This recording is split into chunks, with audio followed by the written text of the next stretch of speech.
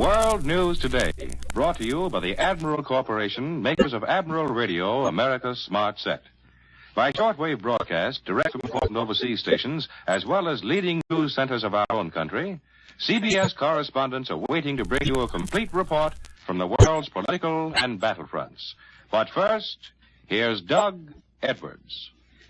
The Allied Fifth Army in Italy has thrown back German counterattacks and has cut deeper into the enemy defense lines around Cassino, the strategic town guarding the road to Rome. In Russia, Soviet armies have smashed within striking distance of 3 German escape railroads, and the fall of Sarny in Old Poland appears imminent. British Mosquito bombers were over German targets again last night. And in the far Pacific, Marine jungle fighters on New Britain Island have made new gains in the face of strong Jap opposition. Now for our first news direct from overseas, Admiral Radio takes you to CBS Algiers, Winston Burdett reporting.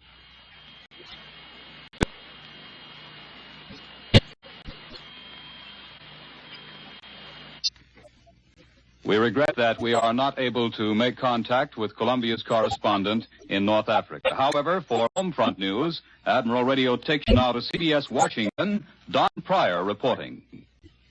Congress goes back to work tomorrow. You can't escape the feeling that it's going to be a tremendously important session. Certainly it will be racked with controversy because all the pent-up wartime pressures of the nation will be focused on Capitol Hill. Here are some of the issues that are waiting to be solved. Taxes. A bill providing a little over $2 billion, 1/5 as much as the Treasury asked for, is awaiting action in the Senate. Subsidies. By February 17th, there will have to be a showdown on the whole question of using subsidies to hold down the prices of food. The argument was postponed a bit by stopgap legislation adopted just before Congress went home for the holidays. Wages. The Senate has passed and the House is all ready to act on legislation which will give the non-operating railroad employees an arbitrary 8 cents an hour increase in wages. And then there's the red-hot question of labor policy in general. The recent steel strike and the threatened railroad strike are certain to lead to demands for more stringent labor legislation. There will also have to be strong movement in favor of national service legislation, which in effect would be a labor draft. Last night, Major General Hershey of Selective Service announced that occupational deferments for men under 22, whether they're fathers or not, will be curtailed sharply after the 1st of next month. War Mobilization Director Burns has announced the adoption of a uniform clause for war contracts to cover their termination. It's the first big step of the new Baruch organization in preparing for demobilization when the war is over. President Roosevelt's annual message is expected to go to Capitol Hill day after tomorrow, but we still don't know whether the president will deliver it in person. That's up to his personal physician, Rear Admiral McIntyre. I return you to Admiral Radio in New York. More news in just a moment, but first here is Warren Sweeney with a word from Admiral Radio. Here in America, when a man's work is done, he can sit leisurely by his radio, perhaps an Admiral radio, and listen with complete enjoyment to his favorite program. But not so with the oppressed peoples of Europe. With Pierre the Frenchman, for example, who lives under the heel of the Nazi boot. Pierre must wait for darkness. In the dead of night, he steals down to the cellar, through the secret door, and there he is, underground. That's where his radio is. There, underground, at the risk of his life, he gets information which tells him when the long-awaited invasion is coming, and how to aid by destroying enemy installations, rails, bridges, factories. Through radio, underground, the oppressed learn the truth, learn of the coming invasion that will crush the heart of the enemy. To coordinate invasion from the sea, on land, in the air, and yes, even underground, it takes radio. Admiral Radio is proud to be part of the coming invasion, just as Admiral was proud in pre-war days of its leadership as the world's largest manufacturer of radio phonograph combinations with automatic record changers. The entire production facilities of Admiral's 2 great plants are devoted to victory. But Admiral gives you this assurance, when victory is ours, the skill and precision now going into weapons of war will be found in your new and better Admiral, America's smart set. Now, here once again is Doug Edwards. Massive Russian spearheads are pushing steadily forward today against retreating German troops in the southwestern Ukraine and in Old Poland. Red armies have smashed within striking distance of 3 German escape railroads. Pushing on rapidly from captured Ilyinsky, 40 miles east of Zhemerinka, one of General Vatutin's spearheads has brought the Odessa to Warsaw Railroad under attack. The cutting of this vital line of communication would force the Germans in the south to depend on secondary long-way-around railroads through Romania. Another Red Army group is less than 11 miles northeast of the junction town of Miranovka on the Belayat-Surkov to Smelya Railroad. And in addition, Vatutin's advance units have practically made the east-west railway from Smelya to the Odessa to Warsaw line useless. Red Army troops are only 11 miles north of this line, which is the main German escape route across southern Ukraine. Meanwhile, General Konev is developing his drive from captured Kirovograd. He's smashing at the rear of the German forces in the Dnieper Bend and increasing the threat to Krivoy Rog and Nikopol, the iron, coal, and manganese centers in the southeast. Red Army observers report that roads in the captured Kirovograd area are covered with smashed enemy guns, lorries, and crippled automobiles. To the northwest, Soviet columns in Old Poland are reported 5 miles east of the town of Sarny, capture of which would cut a fourth vital rail line which links the German armies to the north and south. American and British troops in the Allied Fifth Army in Italy have beaten off German counterattacks and reached a point within 4 miles of Cassino, the important town which guards the road to Rome. Reports from the front say terrific mountain battles are now underway, battles unlike anything seen in this war since the Greeks fought Italians in Albania 2 years ago. American troops fighting with bayonets and hand grenades pushed the Germans out of their strong positions in the village of Justo, and they've now driven into the heights closer to Cassino. Allied planes continue to hammer the continent. For this news and an interview with one of our fighting men, Admiral Radio takes you to CBS London. Larry LeSueur reporting. In the past few months, this great aircraft carrier called Britain has become a concentration point for the fighting men of the United Nations. Sunburned men who conquered Africa confer over the map of Europe with those who drove out the Japs from the Aleutians. And here's a man who has seen the war in both the Atlantic and the Pacific. 32-year-old Colonel William J. Cummings of Lawrence, Kansas. He's better known to his boys in the 8th Air Force Fighter Command as Wild Bill Cummings when he leads his Thunderbolt group over Europe. Cummings now escorts our liberators and fortresses to Germany in daylight.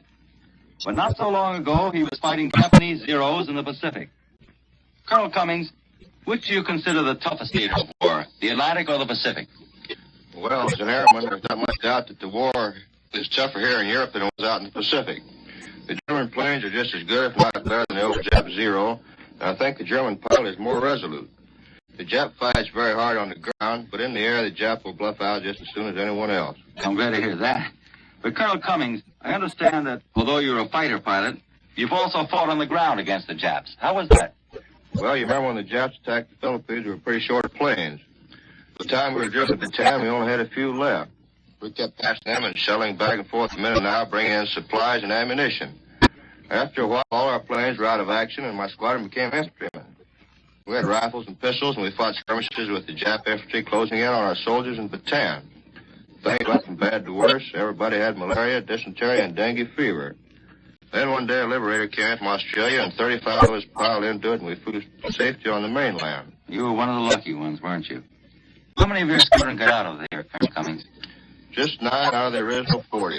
The rest of my friends are dead or prisoners of war. Some were killed on the ground, some were hit with bombs, some were shot down, and the rest are in prison camps. You get any rest after that experience, Colonel Cummings? Yes, after making a few missions over New Guinea against Japanese Zeros, I went back to America. Joined a new fighter squadron and sent me over here. Well, where would you rather be, here or in the Pacific? Living conditions are better over here, aren't they? Yes, they are, except for the cold. Well, how about food? That's better over here, isn't it, Colonel Cummings? Well, on the 10, we had 2 meals a day, rice and sometimes a little canned salmon. Over here, it's spam and Brussels sprouts. Well, I guess you'd settle for a steak and French fried. Sure would, Larry. But when this is over, I want to get back and fight the Japs. After you've been strafed and bombed and seen your friends die alongside you, war becomes very personal. I left a lot of good friends back there. Yes, I guess the war is more impersonal for our boys here in Europe. Most of them have never seen a German. They've never seen the cities their bombs destroy. Have you ever been in Europe yourself, Colonel Cummings? No, I never have, but I don't think it'll be long now. The Germans are almost in the same position as we were in the Pacific 2 years ago. They're on a defensive. Yep, I guess they are, and I hope they'll keep them on the defensive for a long, long time. Thank you very much, Colonel Cummings. We return you now to CBS, New York. Here at home, our Army Air Force mechanics are now inspecting a captured German medium bomber, the famed Junker 88. For a report on just how this ship stacks up against our planes, Admiral Radio takes you to right field. Bill Slocum, Jr. reporting. Sitting here on the flight line at right field is an interesting testimony to our Russian allies' powers of persuasion. It is a Ju-88, a German twin-engine airplane that not too long ago sat on a flight line somewhere in Romania. A young Nazi aviator owned that Ju-88, and after giving much thought to the certain basic inconsistencies of master race doctrine, he came to a decision, which was, in effect, nuts to this. He therefore promptly climbed into his plane and flew to Allied territory, surrendering himself and his plane intact. Being a very observing young Nazi, he was smart enough to surrender to the British, even though they were farther away than the Russians. This plane is now at Wright Field, headquarters of the Air Force's Materiel Command, where daring young American test pilots are learning exactly what makes it click. It is long and anemic looking except for its head, which is fairly large. It looks like a garden snake trying to swallow a golf ball. 3 or 4 Germans get to that bulbous nose up front, but it's a cinch 2 of them must be junior Germans. Captain Gus Lundquist, a young man from Chicago, has with several other test pilots at Wright Field been flying this plane. The captain's passion for the Ju-88 is somewhat restrained, but he did consent to talk about it with me today. Captain, what do you think of it? Confidentially, Mr. Slocum, it isn't a very good airplane. As an all-purpose plane, it's good. It can be used as a bomber, fighter, a reconnaissance job, or a dive bomber. But, and this is the important but, it isn't any too good in any one phase of the different types of... How about the gadgets on her, Captain? She carries good instruments and a couple of buttons that are something. One button, when pushed, sets off a charge that destroys a bomb bay mechanism. How'd you find out about that button? The hard way, Mr. Slocum. We pushed it. One of the boys got hurt a little bit. How about the other button? That blows off the entire tail assembly. We discovered that right after we found out about the bomb bays, but not by pushing anything, so the tail's still on. What do we have that's like the Ju-88? Our A-20 is something like her, but the A-20 is faster, better armed and armored, and carries more bombs. Anything that junkers can do, we have 1 or more planes that can do it better. You and the Nazi pilot who surrendered her seem to have basically the same opinions of the 88. Could you say a kind word about her at all? Well, Mr. Slocum, she flew across the Atlantic. And that is a thought, Captain Lundquist. Thanks for helping us give a picture of the German Ju-88, now close to obsolescence. But as any merchant mariner or Navy man can tell you, she was a great gal when she had it, and she really had it. Now back to Admiral Radio in New York. This week, the Germans made little effort to minimize the disaster of facing their troops in Russia and their troubles at home. For a direct report from one of Europe's listening posts, Admiral Radio takes you to CBS Madrid. Glenn Stadler reporting. As Nazi Marshal Rommel ranged up and down the Channel coast, checking his anti-invasion preparations, all of Europe, and especially Holland, Belgium, and France, became visibly more restless. This condition is everywhere reflected in the German-controlled newspapers. Notices of executions of patriots are increasing daily. A typical one from Le Journal of Lyon announces that 3 Frenchmen were shot by a Gestapo firing squad on December 28th. The charge was favoring the enemy. But despite reprisals and 3,000 arrests each week in France alone, anti-Nazi groups become larger, better organized, and more daring. In Valenciennes, a dozen armed men, led by a man brandishing a gun in each hand, broke into the jail, took 50,000 francs, and liberated 5 companions. In a running gun battle, 1 was killed. The others escaped, some on bicycles. Thus, having failed to quell resistance, the Nazis have reverted again to what they must think is a clever trick, but has had little or no success. It's a periodic appeal to surrender firearms and promises immunity from punishment, even though possession of guns and explosives is illegal. The catch is, of course, that the minute someone is foolish enough to comply, he's arrested. Yes, they promise immunity, but only for the period specified. The person is guilty of having the arms in the previous overlapping period covered by an identical law prescribing the death penalty. German papers carry none of this type of news because the propaganda ministry believes that people might get the wrong idea about life in the occupied countries. Hitler's own Völkischer Beobachter features blasts at the Allies and laboriously written explanations on why the Red Army is in Poland now. The Nazi journals, however, do carry hundreds of death notices daily, and there obviously is a large backlog because many are dated as of 6 months ago. One recently announced the death on the Russian front of a soldier named John Dillinger. Another in black border and big type bore only the name Adolf. This is Glenn Stadler in Madrid, returning you to Admiral Radio in New York. Our Pacific forces continue to strike hard at the enemy in the central and southern area. For a summary of the latest developments in that war zone, Admiral Radio takes you after a brief pause to CBS Pearl Harbor. Webley Edwards reporting. In the Pacific, United States Marines on New Britain have pushed a mile and 3/4 south of Silimati Point. There's heavy fighting. Rabaul has been raided for the 6th time in 6 days. Australians are driving up the Huon Peninsula and are close to a juncture with United States forces who last week landed at Sidor. The marshals have been bombed again. I'm now able to tell you that I have just spent some time with the Marines of Tarawa. Earlier, I flew to a Pacific island and, to my surprise, landed squarely in the midst of them, just as their convoys were arriving. I say to my surprise because outside of official circles, nobody knew where they were. There had been considerable speculation as to where the Marines would be taken for rest and rehabilitation after their occupation of Tarawa. That arrival of the Marines, back from one of the grimmest, bloodiest actions of all the history of this fighting corps, was one of the most impressive things I've ever seen. They came off their troops in every stage of disarray. They still wore their mottled camouflage fighting outfits, those who still had them, but many were in shorts and old suits of underwear, and some wore improvised wraparounds. They brought much of their equipment back with them. It had the look of well-worn battle gear. Only equipment that's been real fighting can have quite that appearance. They had some of their wounded with them, and some who had died on the way home. They were tough, hard-bitten, and soberly serious. They were men who'd learned about war at Guadalcanal before they found out about hell at Tarawa. And yet, being Marines, there was a jauntiness about them that even their saddled clothing could not hide. This was no gala landing, nor was there any of the spick-and-span parade ground stuff about this homecoming. But even so, as they poured down the gangways and stepped again on solid earth, the Marines raised their heads and straightened their shoulders and looked just square in the eye as if to say, well, that was that. They had trophies, naturally. Bundles of Jap paper, money, Jap flags, and all the dozens of things that fighting men pick up on battlefields and take back to the girlfriend of the family. They went to a plain in a higher region of the island and set about making themselves a great camp. It's a real undertaking to set up a camp for as many men as they had and do it from the ground up, but they thought nothing of it. They're there now, getting some rest. They are restless, though, and I think they'd welcome action at once if they could get it. When you have seen the Marines back from Tarawa, it makes you glad they are on our side. It would be very unpleasant to have to meet these Marines in battle anywhere.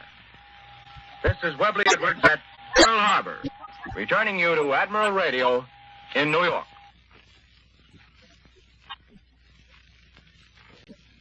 Two Army nurses who helped care for our wounded soldiers in the South Pacific are now back in this country. For their story, Admiral Radio again takes you to CBS Washington. Don Pryor reporting. I met a couple of girls yesterday out at the Army's Walter Reed General Hospital. They had a story to tell, so here they are.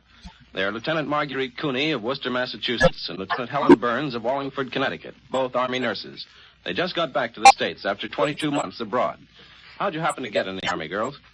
We both joined through the Red Cross in 1940. We volunteered for 1 year. That was Lieutenant Burns. You say you volunteered for 1 year, but it's well over 3 years now.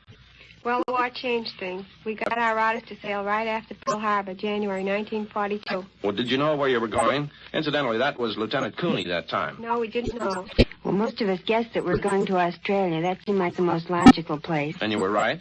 Yes, but we only stayed there a week, and then went to New Caledonia. Had you ever heard of New Caledonia before? No, we didn't know there was such a place in the world until we set foot in it. Was it exciting after you got there? It was at first. We were expecting trouble when we landed. We went ashore in fatigue uniforms with tin helmets and everything, but nothing happened. Where were you, in a city? I wouldn't call it that. We were in the reef for a while. That's the biggest town on the island, but it's just a dirty little village. We stayed there a few weeks, though, and then our whole outfit moved to 120 miles north. And that was some ride. It took us 10 hours in a truck. Where was that? What town? No town at all. We were right out in the woods. How about living accommodations? We lived in tents for 8 months. Our hospital was a tent, too. And we had to carry all our water from a brook. We bathed in the brook, too, and we had a little pool there screened off with tenting. Sort of rugged, but it does sound like fun. It was.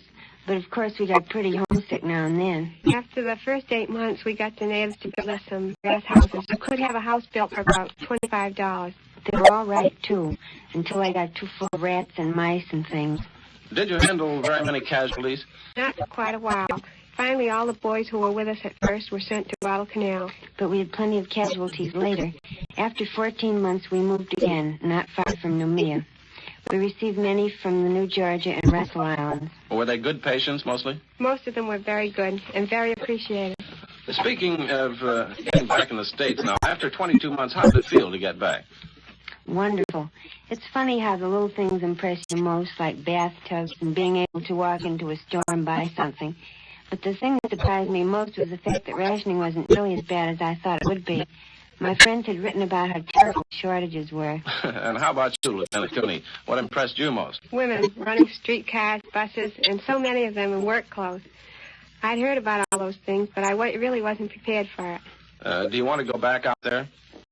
Yes, I do. I was terribly anxious to get back here, but now I feel kind of restless and lost. I suppose I'll get used to it after a while. Yes, I suppose you will after a while. That was Lieutenant Marguerite Cooney and Lieutenant Helen Burns, Army nurses just back from the South Pacific. I return you to Admiral Radio in New York. The Chungking Radio has broadcast a note to Jap Premier Tojo to keep him up to date on the latest figures on American airplane production. Dear Tojo, the broadcast said, for your information, for your further information, the United States produced a bombing plane every 4 minutes, every day, 24 hours a day during December. And then the broadcast gave the figures. A record number of 8,800 planes in December to bring the American total for the year to almost 86,000 planes. The Chinese broadcast concluded, start counting, Tojo. And now, once again, here is Warren Sweeney with a word from Admiral Radio. Does your radio give you the same flawless reception and carefree enjoyment it did when new? If not, the trouble may be some easily made adjustment you can do yourself. To conserve your busy Admiral dealer's time, Admiral has prepared a clearly illustrated home checkup chart showing you how to correct minor difficulties in reception. For example, here is one of the 20 suggestions made. Make sure your antenna lead-in wire hasn't become frayed by rubbing. The exposed wire, when wet by rain, sleet, or snow and blown against the building, may be grounded and poor reception results. The Admiral Home Checkup Chart is designed purely as an aid and time saver for your Admiral dealer and will not help you to correct major troubles or structural failures. Your Admiral dealer is the man to call in such cases because of his knowledge and equipment. But for your copy of the Admiral Home Checkup Chart, ask your dealer or address a card or letter to Admiral Radio in care of this station. Thanks to huge increases in farm production, America has enough food to satisfy the basic requirements of good health and sound nutrition and still meet the food demands of war. But we do not have all the food we want and can afford. Rationing is the democratic way to share and share alike. It is a vital wartime necessity, but rationing is not enough. Prices must be kept from skyrocketing. Black markets must be stamped out. 15 million Americans have signed the Home Front Pledge, which is, I will pay no more than top legal prices. I will not accept ration goods without giving up ration points. Living up to this pledge will assure a fair share for all. And that's the right way, the democratic way. Remember, food fights for freedom. The appearance of Army personnel on this program does not constitute an endorsement of our product by the Army, as the Army does not endorse any product. World News Today is brought to you each Sunday at this hour by the Admiral Corporation, makers of Admiral Radio, America's smart set. Be sure to listen again next Sunday when Admiral brings you World News Today by shortwave, direct from leading news centers of the world. This is Warren Sweeney speaking coast to coast for the Admiral Corporation, makers of Admiral Radio, America's smart set. This is the Columbia Broadcasting System. WBBM Air Theater, Wrigley Building, Chicago 11.